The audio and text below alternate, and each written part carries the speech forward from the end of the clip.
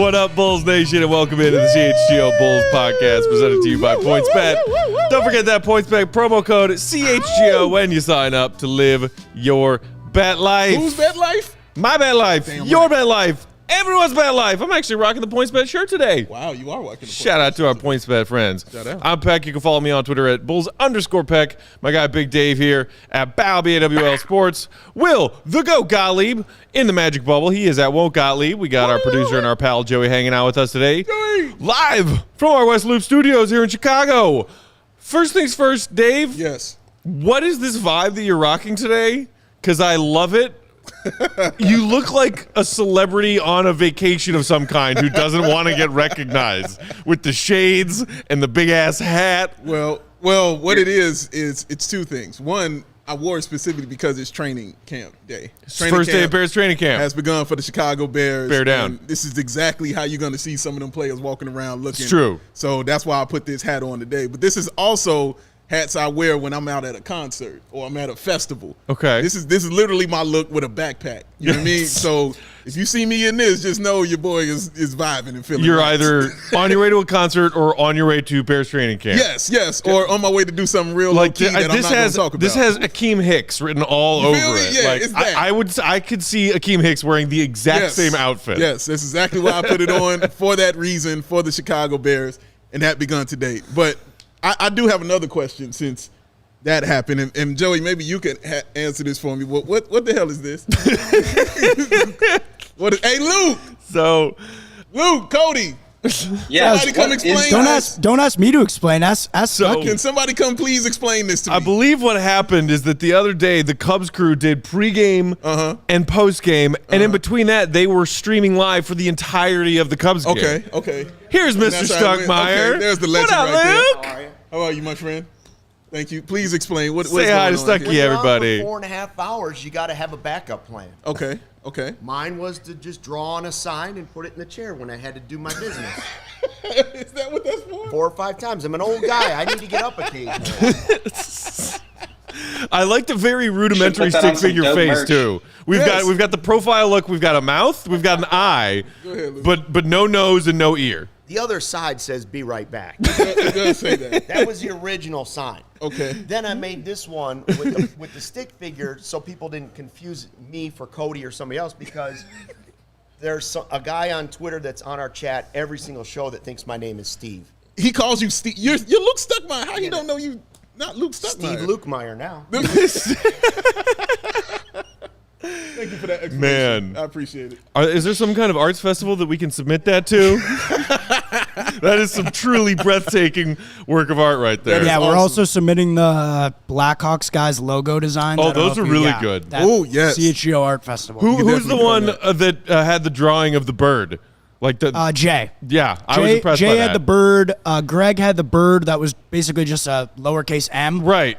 It was Yeah. like a bird from like the distance in like a comic strip or something. And then Mario had the crudely drawn Chicago The skyline. in the Skyline, back. right. Yeah. I think Jay's took the drawn. cake, but I think that stick figure drawing of Stucky's beats all of them. Steve. I can't get over Steve. How you don't know Luke Stuckmeyer? Like, how you don't know who that is? Steve. Come on. Will, man. if you Stop if not you knowing the GOAT. Will, I think we just figured out a solution for you whenever you want to play hooky while you're out in Brazil and miss an episode. Is just draw a picture of a stick figure Will and just put it up pointed at your webcam. You can put it in. Joey should just like put a pasted graphic of me in the bubble as a stick figure and just leave it there, and people think that I'm talking. There you go. And I can just play hooky. It can work. I'm mad that he had that on deck in his brain already. Yeah. So it sounds like you've been plotting that out for a second, Will. You've been figuring some stuff out so you can get out of here, man. Yeah, that's what I'm trying to do. Look, it's the end of July. There's nothing to talk about. We're talking about the Boston Celtics today. I'm trying to skip class, man. We were trying to map out our week on Monday, and Will was like, I think it might be a way that we could do this where I could be off on Thursday and Friday. I was like, okay, cool. Okay, that sounds pretty cool. I'm not opposed to that. Oh, what look at is that. this? Look what is going on here. He replaced him. Hey, there he is. There's There you the go, Will. Yes. No one's gonna know. No one's gonna All know. right, I'm gonna sign out. I'll talk to you guys later.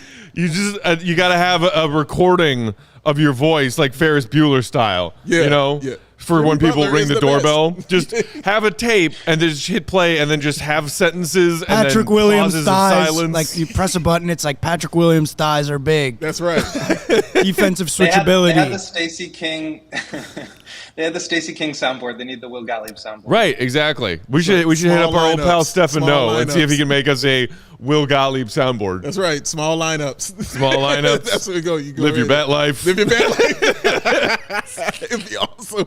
But dude, y'all had a softball game yesterday too. We though. did. We did. We missed our all-star outfielder who's down in Torrey Brazil. Hunter over there. Yeah. Yeah, I had to play the outfield. Yeah. But fortunately, I played right where not many people hit it. I think I only had one ball hit to me, and I kept it in front of me. Okay. It was not possible to catch it on the fly. It was like a low burner came in, but I got it and blocked it on one hop and got it to second base to prevent the double. I like that. You went on down on one knee to make sure, that was did. beautiful form. Thank you It very really much. was beautiful form. I used to be That's really all you a can- goalie in that's all soccer, you so can I ask used for. the same philosophy. You're right, Will. Kept up my season long average of hitting 333, 1 for 3 at the plate. Okay, Every all right. single one of them was a grounder to either the third baseman or shortstop, and I just reached on one of the three, and the other two I was thrown out at first. Hey Joey, has your respect for Matt Peck changed since Oh. you've seen him play softball? If anything, since it's you've watched his decreased. game? No, it definitely is not. It's not degrading because he's out there every week. Yeah. He's giving it his all. He's battling through injury. trying. He's also, I think it's very noble. He's like, I don't care where you bat me in the order. I don't care where you put me in the field. I'm just here to have a good time, good vibes. He'll bring out some of his friends. Like, Matt Peck is an integral part of the team, no matter where he's playing, no matter how he's hitting. Yeah. We'll always need that. I'm the Udonis Haslam of our CHGO softball team. I'm old and creaky. I can't give you a whole lot out there on the field / court. Yeah. But I'm a good teammate. I'm always cheering my teammates when somebody makes a good play. That's true. I give Joey a few claps every single strike he throws. Okay, all And right. Joey was throwing strikes yesterday. All right. Our defense is getting better. We only gave up 5 runs yesterday. There were some good. games earlier this season where we would give up somewhere between 15 and 20 runs. That's good. That's good. That's progress. We you know just what I mean? need to get our bats in gear. Yeah. That's the problem. Get the solid lineup going. I feel you. Was Will missed out there because I know he, like you say, he's a star outfielder. So was For he sure. missed out there with that? For sure. I mean, we held it down. I fell over catching one ball, and now I'm a star outfielder. If that's you falling over, everybody Yeah. needs to fall over like that. That was Right? just a The good bar catch. is low. The Dude, bar that- is low. I know I falling will over. say I'm all in. I'm all in on launch angle, so I am just trying to uppercut and hit the ball as high and far as I can, and it usually results in flyouts, which is kind of how it goes. But it is fun. It is a lot of fun. Will, there's a question for you in the comments from Chirac Bobby, who wants to know if you've seen Felicio down in Brazil. Yeah, I'm actually staying at his place. He's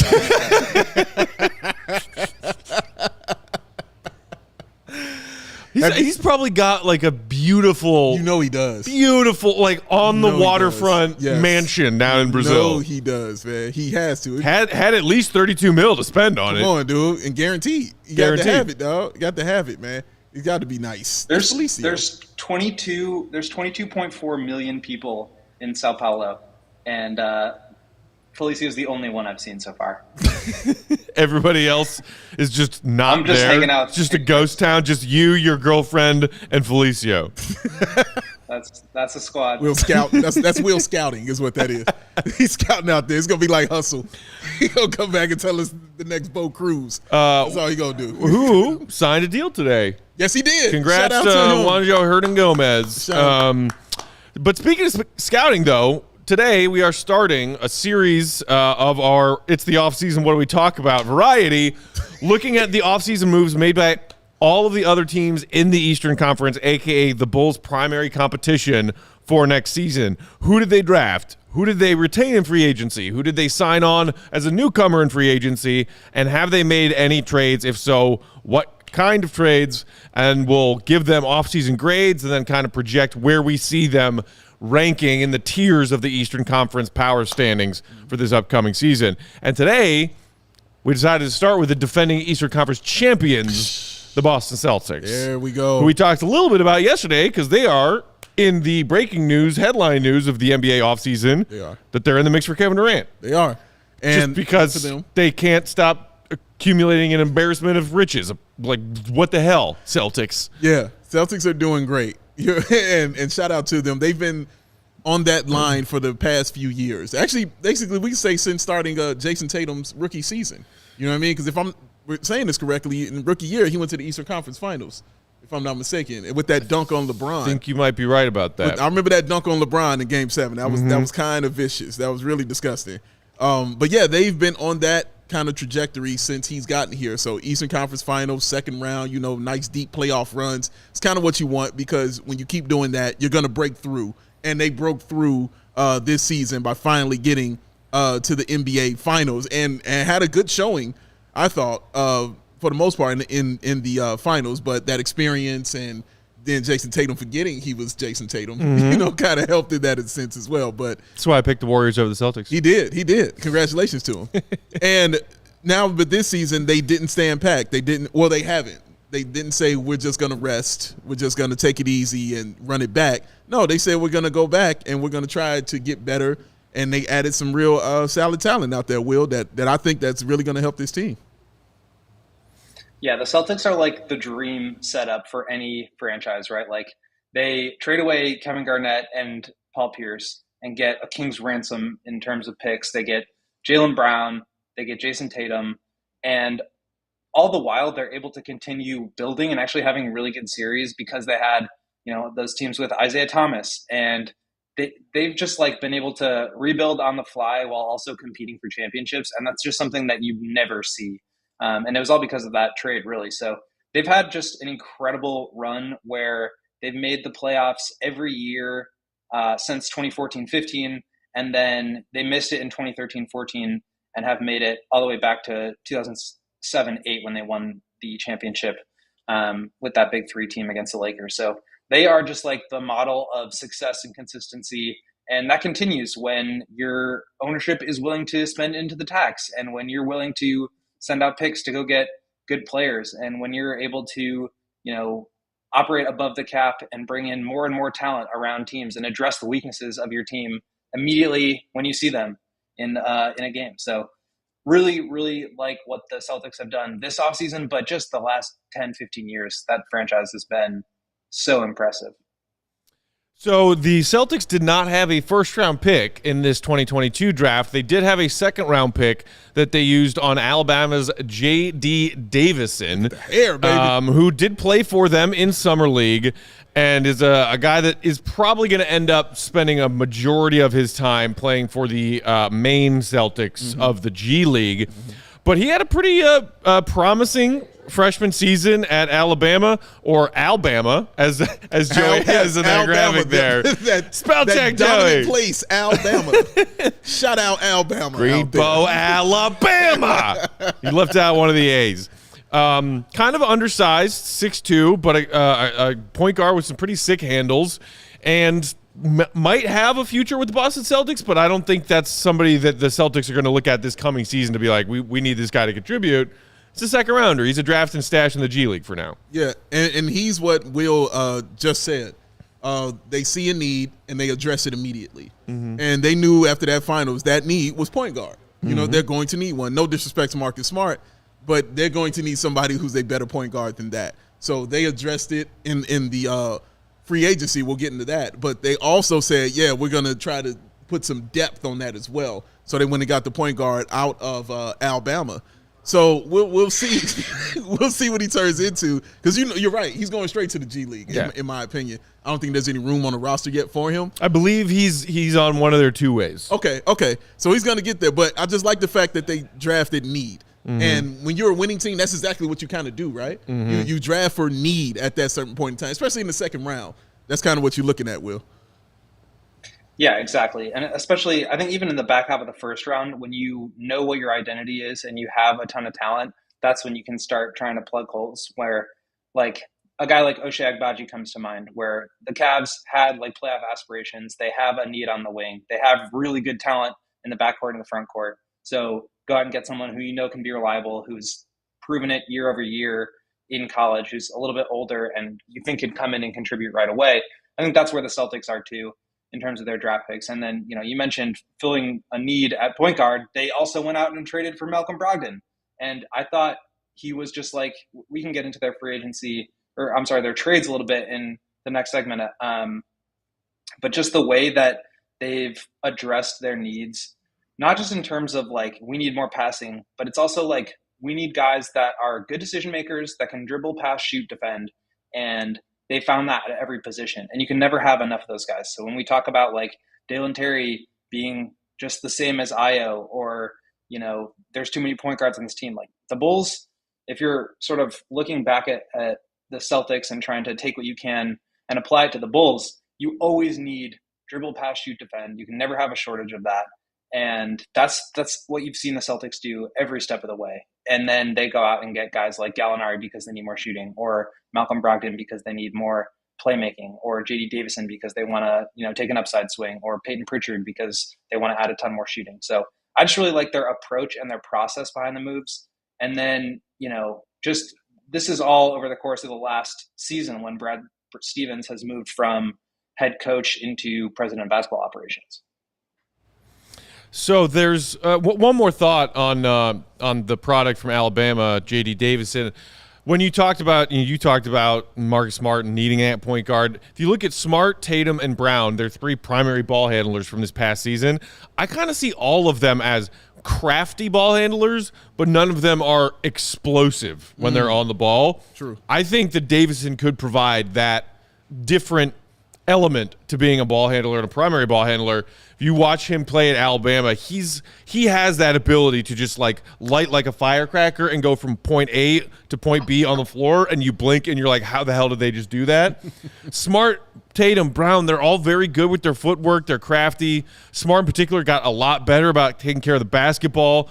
None of them are explosive in the way that Davison is explosive. So we'll see if that lends itself to making him a usable piece for them down the road. That athleticism that they don't have at that position. Yeah, you're Bingo. right. And I see one of the people in the comments spoke directly about that, Tyler, saying that he has that lob ability, and it's insane. So, yeah, no, you're absolutely right on that, man. Okay, so we got to talk about, you guys have already both teased Brogdon. We'll talk about him. We'll talk about the free agent signings that the Celtics made this offseason. That's all coming up next. But first, today's episode brought to you guys by PointsBet. These people who made the shirt that I'm wearing. Love that shirt. The best way to support CHGO is to download that PointsBet app and use promo code CHGO when you sign up. Do it. If you do that right now, you're going to get 2 risk-free bets up to $2,000. That's a lot of money. I'm so excited. NFL training camp's underway. Oh. That means we're getting closer and closer to me being able to bet on PointsBet every Sunday. Oh, Degeneration Matt is almost So back. ready for it. That's not all, though. If you make a $50 more first-time deposit, you'll receive a free CHGO membership, which unlocks all of our amazing web content, all of our credentialed and talented reporters and journalists at allchgo.com covering every Chicago sports team. You'll even get a free shirt of your choice from that CHGO locker. PointsBet's your home for live in-play betting, and it just got even better. Is your favorite team priming for a comeback? Maybe you see an edge in the game you're watching. Don't just watch the game, bet along with it live. I wonder if Cody and or Stuckey are doing that for this Cubs game right now. I know one of them holding the is for lead sure. late in the game at Wrigley. Oh, you know Cody is. Cody You got know- some you money know down. Cody You know is. Cody's in on this, baby. Cody is never not My in man Cody's going to put on some the bet money life. down, baby. He lives his bet life constantly. More live betting, more live markets. My God. Confirmation from Cody and faster live cash outs. Follow along with your bets the moment they hit. Stay with the live action all game long. Download that PointsBet app right now and use promo code CHGO. So what are you waiting for? It's time to elevate your live betting game. Once the game starts, don't just bet. Will the thrill tell the people what to do?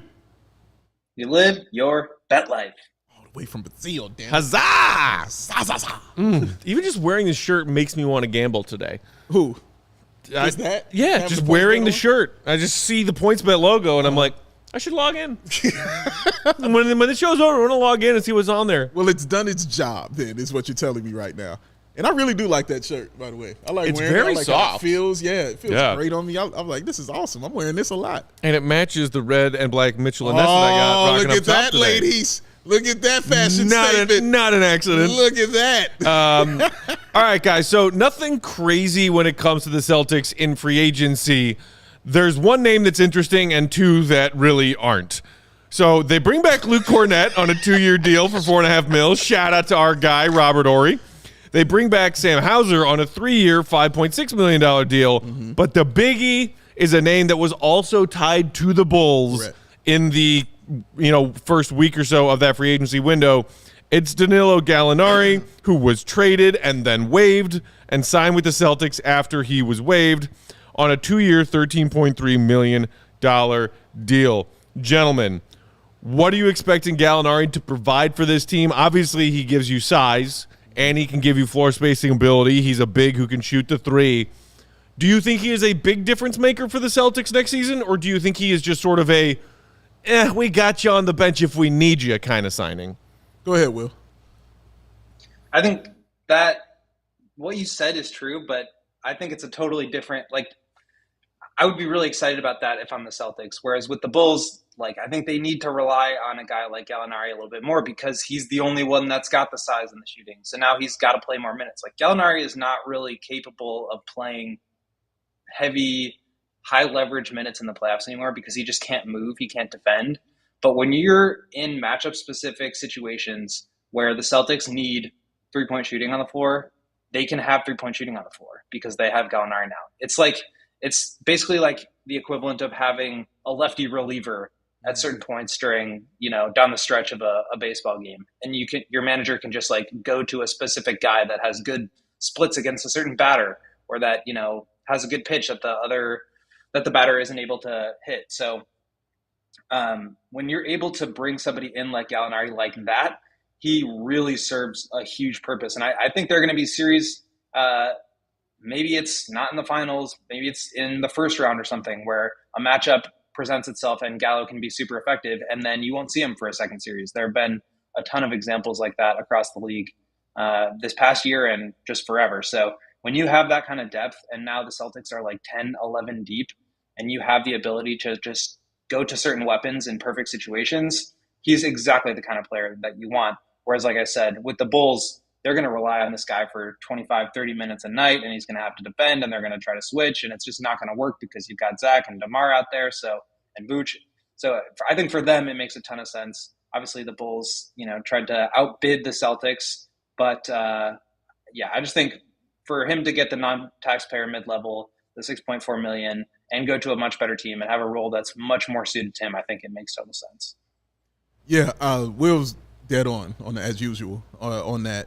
And I say also with Gallinari, anytime I remember Gallinari is in the league, it's always in the playoffs. It's the only time I remember Gallinari's in the league because the playoffs is when he shows out.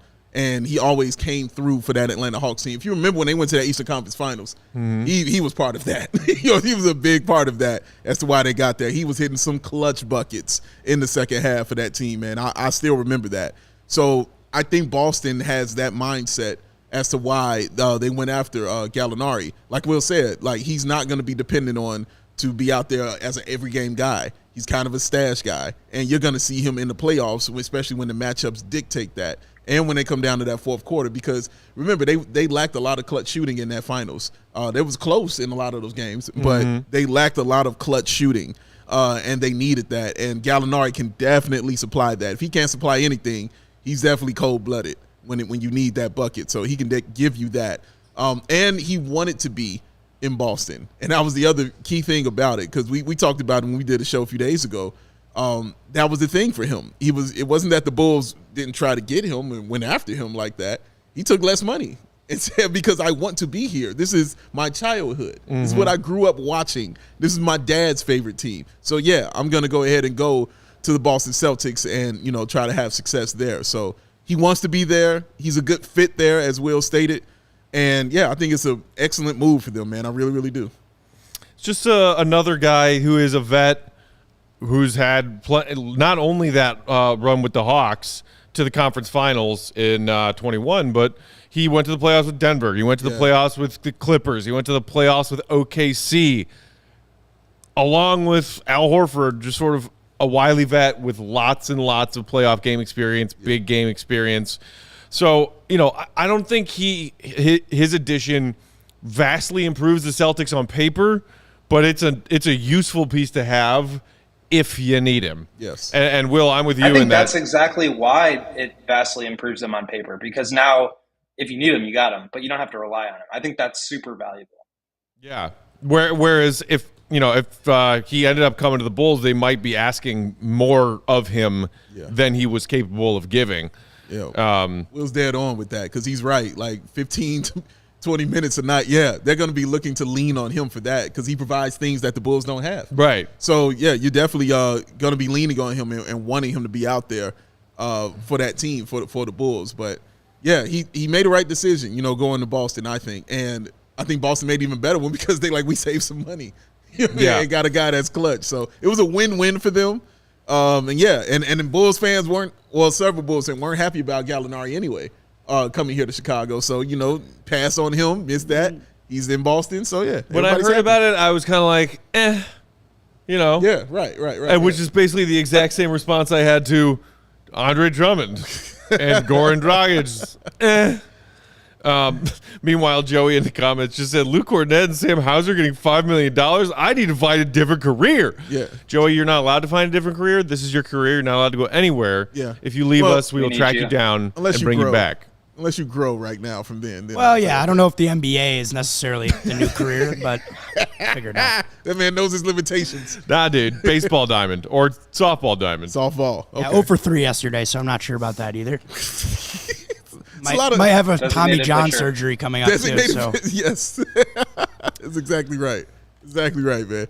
But yeah, I like Gallinari for them. He's an excellent fit, and yeah, I'm interested to see if they're going to use him more, in blowouts. You know what I'm saying, or stuff like that, or they're going to try to rest him and things like that. But I definitely know when the playoffs get here, for sure, he will for sure be on the floor for that team, man, and that's when you're going to see just really why he's on at least squad. For some spot minutes. Yes. Find yourself. Go ahead. You guys are gonna hate this, but it's similar to Otto Porter with the Warriors. In the first round, he played a lot because it was the Nuggets, and the Nuggets didn't really have anybody that could just go at him every single possession in pick and roll. And so he played a lot and he shot well and he had a really good series. And then in the second round, who did they play? Maybe it was the third round. They played the Mavs, and that's a team that goes spread pick and roll every single possession, and they want to just isolate the weakest link. And Otto Porter can't play in that series because he's going to get torched every single time, so they had to bench him. And then you go back to the finals where the Warriors needed a little bit more shooting and spacing on the floor to provide room for Steph and just get that extra offensive boost. Then they were able to bring him back, and he actually started games. So it's a situation where you bring him in for the moments where he makes sense, and to have basically for somebody who can just be a spot starter or get spot minutes in certain matchups, he's super high level for that, right? He is probably one of the best in the league in terms of guys that can come in maybe if you need them, who are 6'10" and can shoot threes. He's really good in that role. And for the Bulls, like I said, they would not have gotten that same amount out of him because they would have tried to have him do too much, basically. And so I think the Celtics basically got this super valuable weapon because of their depth and because of the fact that they have so much other talent and don't need to rely on him, and that they were able to spend into the tax to get this guy and just ensure that they have an even deeper bench with even more weapons, even more styles of play that they can go to in certain matchups. You are correct in your thinking that I would not enjoy you bringing up Otto Porter Jr. as a comparison, but you are also correct by making that comparison. Yes. I think that's absolutely right as far as what Gallo can do for Boston that Otto did for the Warriors in their run to the title. Okay, now let's get to the juiciest part of the Celtics offseason. Even if they don't get Kevin Durant, even that team that was 2 wins away from winning it all this past season, adding Malcolm Brogdon, feels like an embarrassment of riches, and I hate it. Yes, a complete embarrassment of riches it is to get Malcolm Brogdon. Because I remember how sought after he was last season when Malcolm Brogdon's name was popping up. And people are like, but dude, he's really excellent. He's really good. Some people are I don't know about him. I'm like, I don't know about Malcolm Brogdon. You crazy. Yeah. Now I understand why they got, because you got Tyrese Halliburton there. I get it. You know what I mean? You had to make a decision, and you're going to go with Tyrese Halliburton. That's just what you're going to do. Younger, the future. You dig? Yeah. I understand. But Malcolm Brogdon, dude, drops 20 in the league. You know what I'm saying? Like, he's that good. And he's an excellent point guard, man. He can definitely run your team. And like I said, he is still a threat offensively. Like, you can't just leave him. So even when Tatum wants to do his ISOs and you might want to double team and cheat off of him, you can't really do that. Malcolm Brogdon will make you pay. You know what I'm saying? By doing that. And he's just really, really good, man. And the assist numbers show it. I mean, he'll get you like 6-7 assists a game. I mean, it's just all good when you look at Malcolm Brogdon to see what he can bring to this team. And it's also the fact that he shoots, except for last year, I think he shot in the low 30s from three, but he is a good three-point shooter. I'm just going to chalk up last year to what it was, but previous seasons, this dude was like 40s, you know what I mean, and high like 38% from the three-point line. People were like, oh, man, huge loss when he left that Milwaukee team that was trying to win a chip and trying to win a chip. True.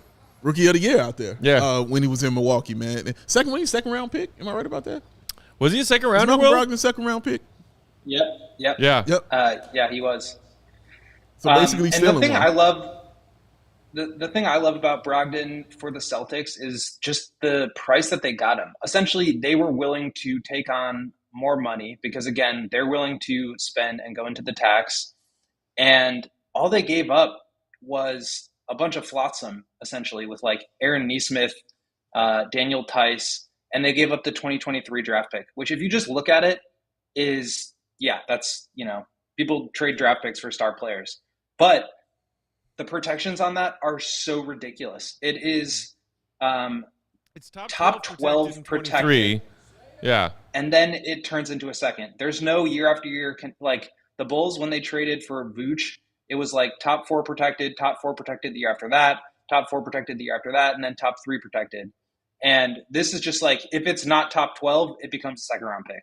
Obviously, the Celtics, unless something goes disastrously wrong, are going to be outside of the top 12 in the draft, which means they just got him for a second round pick and Daniel Tice. Like, that is just such a steal.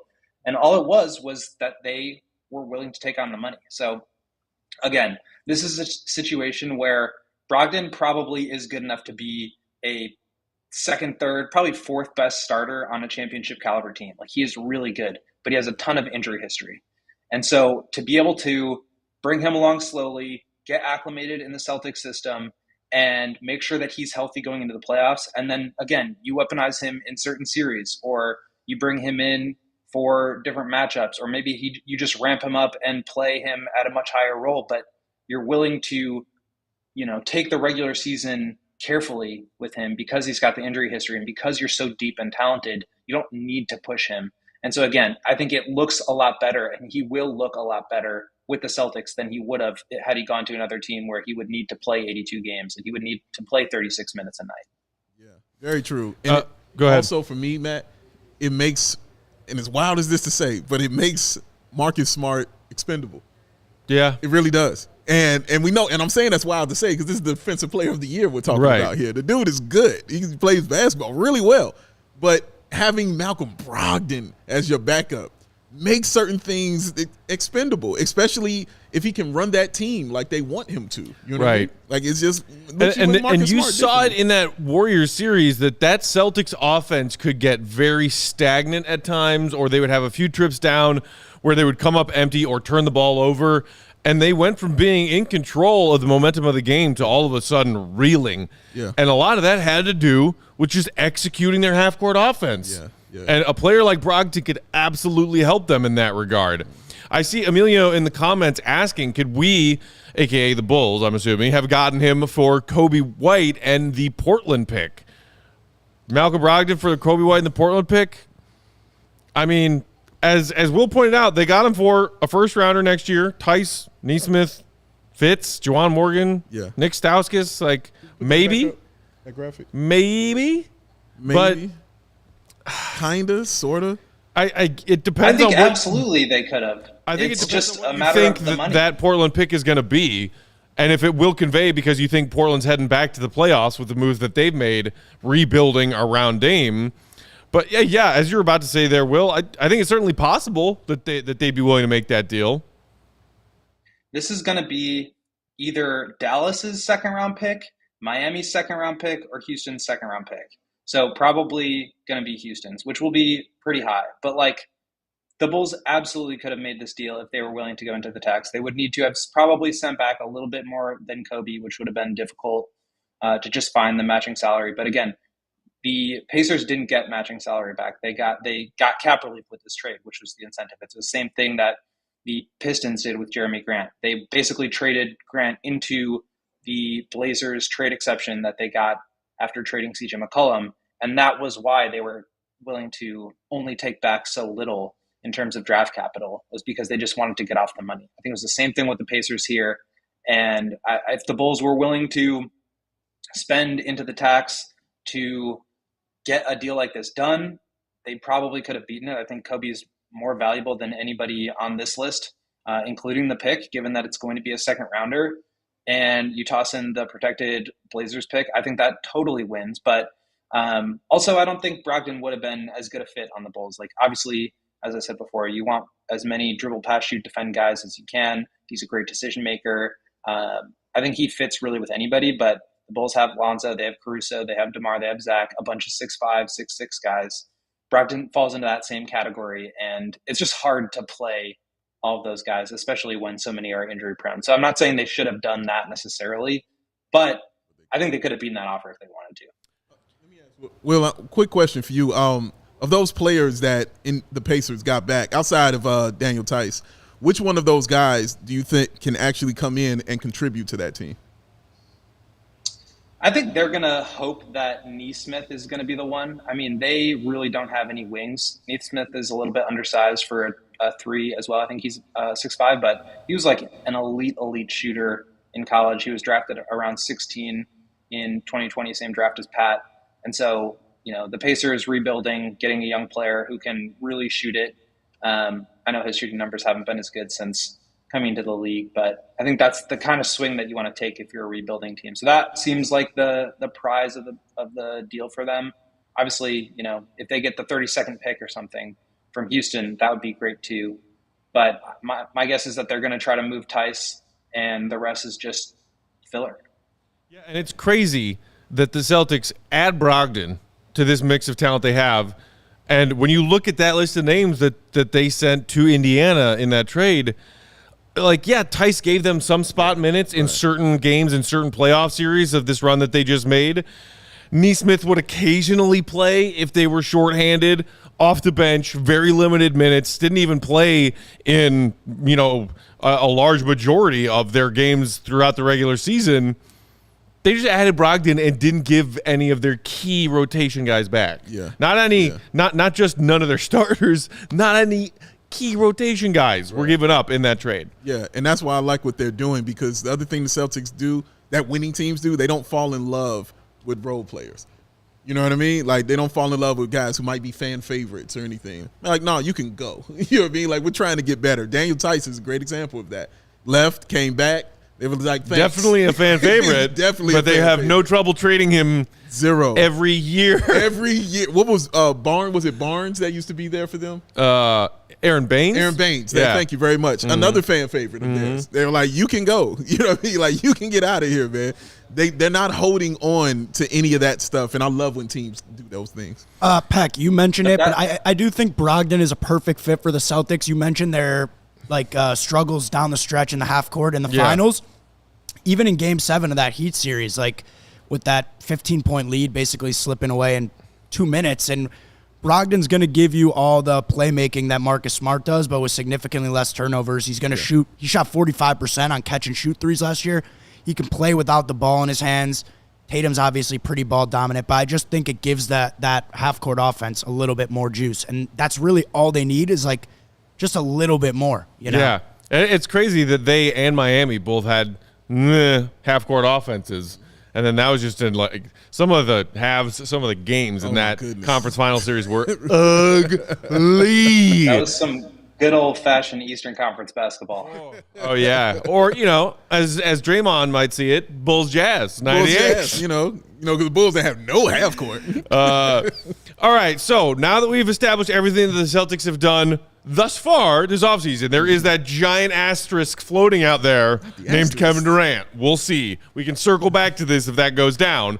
But for now, That's what the Celtics have done this offseason. So now we're going to talk about where that puts them heading into next season and give them offseason grades. But before we do that, Big Dave, you think Justin Fields had himself some Owen today? Listen, if Justin Fields had himself some Owen, that means he had an incredible day. First of all, to just see him at the podium rocking the JD shirt, rocking the Jeff Dickerson shirt. Rest of love to Jeff Dickerson, baby. See him rocking it, looking right, talking about being a champion, talking about doing it right. And the one thing that's going to help him do that for sure that I know is Owen. Because it's 100% plant-based protein shake, y'all, that gives you the nutrition that works as hard as Justin Fields does. All of their products, free of artificial ingredients, allergen-friendly, no gluten or no dairy. And, of course, it is easily digestible. And you know Justin Fields rolls with it. He wouldn't put his name on something that is not going to help him. He wants to be great. That's what he said. Those are his words. So don't you want to be that too? Don't you want to be down? Because Owen and CHGO have partnered up, y'all, to give you an awesome offer. You can get 20% off all your first purchases out there. All y'all making your first purchases, you get yourself 20% off. All you do is go to liveowen.com and use that promo code CHGO20. That's liveowen.com. CHGO20 is the code. So join me, join Matt, join the GOAT, join Joey, join Cody, join Lawrence, and join Luke or Steve. Steve definitely and of uses course, join Justin Fields and try a win, because it's only what you need. Because as we all know, a win's a win. Hey, that was my Justin Fields delay. You know, that was a play action. You know what I'm saying right there? Yeah. Fooled you with the play action. Wide open, touchdown, Darnell Mooney. You think that's the first TD pass that Fields throws this season is to Mooney? Ooh, that's a not great not question. Counting regular season touchdown pass to Fields, from Fields. Who's it going to? I'm gonna say Cole Kmet. Wow. I'm gonna say that's his first touchdown of the season. Cool. 5-yard line, he tossed it in. If it's a pick six, does that count as being a touchdown pass? Thank Will. So yeah, let's go to Will. We're speaking to Will right here. We're not hearing none of these vibes over here. Oh man, we were talking before you got here today about like Bears win total for this coming season is 6.5. You taking the over on that? And I'm like, I don't think anyone in their right mind is taking the over on that. Bears fans are never in their right mind though, man. That is true. Like, what are you saying? Like, I am also one. yeah. And how often am I in my right mind? This is fair. This is fair. Like, it's gonna hit you like that first win. Let them win the first game of the year. It's going to be bet it all. Bet it all. Run it back. And be like that, man. Oh, Will, are you going to catch any Bears games? You going to watch any Bears games? I'm thinking. I was actually just looking at tickets. I think I'm going to go to my first game at Soldier in years. I'm very excited about that. Yes, Wow. Very nice, man. Very nice. You gotta get that in before they move to Arlington Heights. What was your first I know. Bears game? My first Bears game? Oh man, I can't even remember. I was little. Okay. Like I went with my brother, my dad, and I think maybe our whole family. I can't remember who they played. It wasn't the Packers because I would remember that. Okay. But it was just some random Bears game at Soldier when I was like, I don't know, 6 or 7 years old. Oh, wow. Yeah. No, I was good and grown. Like, the girl I was dating at the time bought me tickets, surprised me and bought me tickets to that. And it was the Bears and the Panthers. And I remember Kyle Orton was the quarterback. Bears won 13-3. And I remember. So was that young Cam Newton yet, or was he not Yes, there yet? I think it was young Cam Newton, but don't quote me on it. Don't quote me on it. I just remember Kyle Orton. That's what I really. And I remember a Packer fan coming up the stands with an Aaron Rodgers jersey on, and I'm hearing this chorus of boos. And the girl I was dating was like, "Why are they booing?" She didn't really, get down with that. She didn't get it. And I was like, "He shouldn't even be up here with that jersey on, man." And she was like, "Why?" I was like, "Just watch." After those boos, just bottles. Just all you saw were bottles flying at this dude wearing that jersey. He shouldn't have done that to himself. That's what you get for wearing a Packers jersey in a Soldier Field. You can't do it, man. Yeah. Territory is territory. But I had a great time. I did have a great time with that game. I had fun. Randomly, Jerome in the comments says, "Go Niners." Hey, you know what? I don't know if that's a comment because you are a Niners fan or because you're a Bears fan who appreciates how often the Niners beat Rodgers in the playoffs. Yes. I hope it's the latter. I hope it's the latter, because too. That is also why I love the 49ers. I like what Kevin said. Cal Orton played and the Bears won 13-3. Yep, sounds about right. Yep. And I mean, they scored early, and they scored that touchdown early, and then that was I was going to guess that it was a defensive touchdown and 2 field goals. That seems like more accurate. Man, dude, it was like, 10-0. Game was over. It was just, Game manager Orton could absolutely get you 2 short field goal drives. He could. What were you saying, Will? I was just looking. I think I've only been to like one regular season Bears game, and I was trying to figure out when it was. And I remember it was against the Eagles when they had both Donovan McNabb and Mike Vick. And so I was looking back. It was November 22nd, 2009. So that was my last Bears game. Wow. And I think I'm going to have to go back now. That was Mike Vick like hadn't yet really started playing again, but he got in. He had like 1 attempt and 1 carry. But McNabb, I think he got injured that game. I don't know. It was 2009, man. It's hard to remember. 2009, if I recall, was the first Cuddy season after the trade from Denver. Okay. And the season prior to the Bears going to the NFC Championship game, because that was 2010. Okay. So, yeah. All right, you were right there. Good times. Good times, man. Remember like a decade plus They ago lost, when the Bears were decent? All right, guys. So what do we think these Boston Celtics are going to do in the 22-23 season after a 51-31 record had them good enough for the 2nd seed in the East? They lose to the Warriors in 6 in the NBA Finals. There is a quick recap of their 21-22 season. Now let's give them some offseason grades and then project where they will be in the East next season. I gave them an A- for their offseason. Okay. Brogdon addition is huge and great. Gallinari is meh, but still a solid piece to have if you need him. And their draft was, fairly low key, basically just a late 2nd round draft and stash. But I've put the minus there for now because they don't have Kevin Durant on their team. Oh wow! I decided that if I was going to give them a full blown A, it would have had to be because they found a way to get Kevin Durant on their team. Wow. Well, look, Petty Pack checking in. That is definitely petty. That is unbelievably petty because if you're a top 3 team, you get an A. Like, there is no minus behind that. You get an A. That's what it is.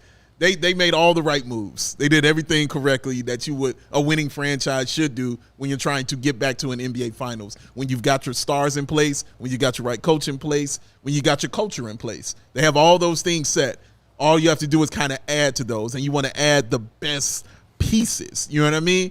Like, you want stars, of course, but you just want to add stuff that's going to fit nicely with your team. And as Will was articulating so wonderfully, Gallinari is a great fit. You know what I mean? And Malcolm Brogdon is a great fit for that team, man. So that's why I gave them an A. They did everything right. And remember, it was a lot of questions, because with Brad Stevens doing something he had never done before, going up to that front office, there's a lot of questions around that organization. Bring in a brand new coach who had never done it before. So it was a lot of newness in their front office, but it definitely paid off for them well last year, and they seem to definitely know what they're doing there, Will. Yeah, I mean, I think this is as, close to perfect as an offseason as you can have in terms of signings and acquisitions. Obviously, like the Kevin Durant thing, I think that would just, depending on what the price is, of course, like turn it into like an A++. But as far as like what they did to improve their weaknesses and not be afraid to take swings and just put their team into a better position to try to win than they were last year, which obviously they were already so close. I think that is the way that you got to do it. I just really respect what they did. I think they're going to be even better. I think there's a great chance they win. I bet on them on PointsBet already to win the championship next year. And I got some pretty good odds on it, plus 650. So I don't know if you can still get those. But, yeah, I mean, I think they're really freaking good. And they had a great offseason, and they got a lot better. Yeah, so you saw under our grades our projections for where they'll finish in the East next year. So the way that we're going to break this down for all of these East teams that we evaluate in the coming weeks, are they going to be a top 3 team, a.k.a. finish with one of the top 3 seeds? Are they going to finish somewhere between 4 through 6? So still avoiding the play-in and a playoff lock. A play-in team or a bottom feeder, a basement dweller. Yes. We all obviously agree that the Celtics are going to be somewhere in that top 3. And I'm with you, Will. If I had to put money on it right now, and hey, maybe I'll look at the futures bets right now when we're done with this on PointsBet and see what's going on there. Maybe not winning it all next year, but winning the East finishing with the number 1 seed in the East. Yeah. If I'm picking a team to do that right now, even with the up in the air that is Kevin Durant, I'm taking the Boston Celtics. Yeah, it's a safe bet and a smart bet, to take the Boston Celtics to do what they did last year because they got better. They didn't really lose too much. They got better, and that's very scary for a team that now has experience. Right. You know what I mean? And knows what they need to do to get there. It's scary. So, yeah, shout out to the Celtics. That's also they did a great such offseason. a hard thing to do when you're already at the top. Like, most of the time, the Warriors are a great example. They lost Gary Payton. They lost Otto Porter. Like, when you're already there, it's very hard to keep the core together because it gets so expensive and because guys just want bigger roles, bigger opportunities. And so to already be that good and still be adding like starter caliber players or just, fringe starter caliber players in Gallinari's case, like that's incredible. So I think their offseason was awesome. I think it's really hard to get significantly better when you're already that good and that not be reflected in the standings and in the playoffs. So I think they certainly have a very good chance to win it all. If you just look at how good they were after January 1st, I mean, just absolutely destroying everyone. I definitely think they're going to have one of those regular seasons where they just go through everyone. And we'll see if it, the playoffs are a different beast, obviously, but they're going to have an incredible season next year. I like Old Bugness' comment, who says he gives them an A- because their draft pick went to Alabama and not Alabama. Getting one more dig in at Joey. Get him in while you can. Emilio, meanwhile, saying Jaylen Brown demands a trade. The Celtics implode, and they are a first-round exit. Wishful thinking there, Emilio. Yeah. I mean, I don't think anybody's reading too much into the Jaylen Brown just SMH tweet from yesterday after all of this talk about, okay, there's maybe a Kevin Durant deal in the works, and Jaylen Brown is for sure a part of that deal if it were to go down. Yeah. I don't think that is going to make him cranky enough to demand a trade if that trade doesn't get done. Look, if they trade him to the Nets, he is going to a team where he still will have Kyrie Irving and Ben Simmons. So there'll be some players there in place. So a guy who's not there and a guy who doesn't play? Yeah, they'll be there. They will be there. They will be in place. They're playing this year. At least he'll be the top dog on that team. He's number one option on the court. No question, he's number one option. But he's not. I'm just saying he's not going to Siberia. Is all I'm saying. You know what I mean? He's going to a team with some actual talent on it. That's where Kyrie goes. Yeah, because Siberia is close to the edge of the earth, and that's where Kyrie needs to go to figure out if it's flat or not. Oh, he's getting them in, baby. You gotta love Petty Peck. You gotta love him. I think it would be wild if this Durant to Boston trade happens. And I keep going back to something that you brought up yesterday that I had not thought of before, which is, dude, how would Kevin Durant and Boston Celtics fans coexist? Bro, I'm saying, man. Yikes. Look, all I thought about was Bill Russell. Honestly, that's exactly who I thought about when I thought about this. And I'm like, Durant's Bill Russell is a man. He is a man. And oh, my God. But this is a new age of social media. You know what I mean? And Durant has shown you he enjoys being on social media and talking. So the first wild thing somebody says to him, it might be a thing is all I'm saying, man. And Celtics, you're known for that. You know what I mean? Like, I know you hate hearing that. Why do you put that on us? Well, stop being that. Like, if nobody would talk about it. Stop being it, and we won't talk about it, all right? Yeah. Oh, my God. All right, that's it. That is your Boston Celtics for the 22-23 season. They look like they're going to be real good again. Yeah. We will do the Miami Heat on deck tomorrow. Ooh, what have they done? Wheels ready. What might they still do? We'll see. They still got Jimmy and Kyle Lowry and Tyler Hero and all those guys. They did have one key loss in their offseason. So we'll talk about that and break down everything the Heat did in their offseason on tomorrow's episode as we keep these offseason evaluations rolling for all of the other teams in the East, the Bulls competition for next season. Keep it locked right here, CHGO Sports YouTube channel. We got Cubs postgame coming up next. Whoop. They held off the Pirates. They win 4-2 to final. Cubbies. 6 in a row, Cubs. 6 in a row. That's not possible. That is awesome, man. I went to Wrigley last week, and the team I saw play was not capable of a 6-game winning streak. So, way to turn things around. Also, a little emotional at Wrigley today. Could have been Contreras' last home game at Wrigley Field. Dude, him speaking on camera, man, he was getting emotional about that. Yeah. That was tough, bro. Very tough indeed. So, stay tuned for Cubs postgame. Subscribe to the YouTube Sports CHGO Sports YouTube channel if you aren't already. Follow us on Twitter. He's at Balby AWL Sports. Will, the GOAT, is at Won't Gottlieb. I'm Bulls_Peck. We are CHGO _Bulls. Shout out and thanks again to our pal and our producer, Joey. Doing wonderful things behind the controls there. We're back tomorrow, 3 o'clock Chicago time, evaluating the Miami Heat's offseason. Until then, see Red, be good.